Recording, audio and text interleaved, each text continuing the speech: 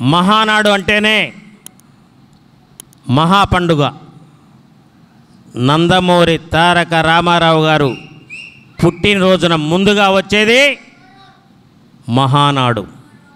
82లో party పెడితే 83లోనే తిరుపతిలో మొట్టమొదటి మహానాడు జరుపుకున్నటువంటి మహానాడు నేడు మన నర్సరావుపేట నియోజకవర్గంలో మినీ మహానాడు జరుపుకుంటున్నాం.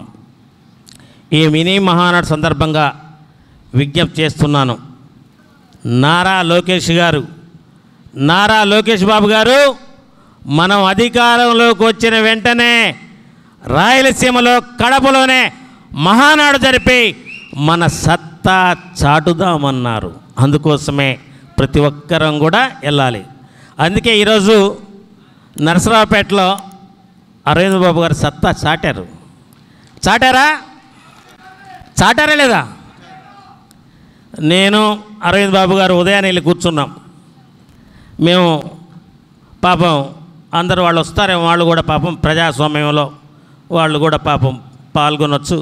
రెండయ్య గోపిరెడ్డి మీ వాళ్ళని తీసుకొని రావయ్యా అని చెప్పి అనుకున్నాం. ఇద్దరు తీసుకొని వస్తాడులే పాపం అని చెప్పేసి ఈరోజు మా వాళ్ళు నా కర్ర కూడా తీసుకొచ్చారు.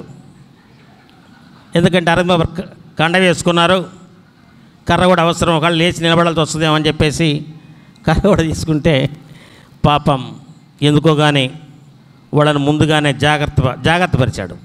ఎందుకంటే ప్రజాస్వామ్యాన్ని కూనీ చేసినటువంటి గోపిరెడ్డి ప్రజాస్వామ్యాన్ని కాపాడాలని చెప్పేసి మన అరవింద్ బాబు గారు ప్రజాస్వామ్య పద్ధతిలో ఈ రోజున వైస్ ప్రెసిడెంట్ అయినటువంటి సువార్తమ్మ గారిని ప్రజాస్వామ్య పద్ధతిలోనే గెలిపించాం గోపిరెడ్డి. ఇది మహానాడులో మా నర్సరావుపేట నుంచి కానుకని చెప్పి తెలియజేస్తూ ఉన్నాను.